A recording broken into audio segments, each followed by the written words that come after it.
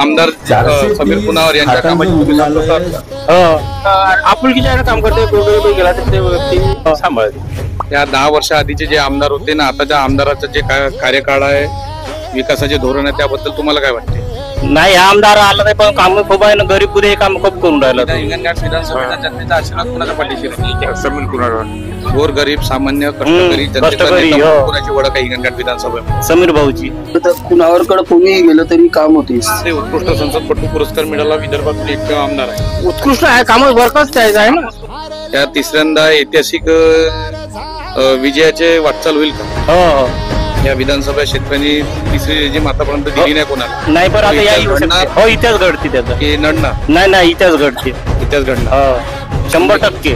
तुम्ही एक विधानसभेचे नागरिक म्हणून तुम्हाला मंत्री म्हणून पाहू इच्छिता का? हो, मंत्री व्हायलाच पाहिजे या बाबतीत.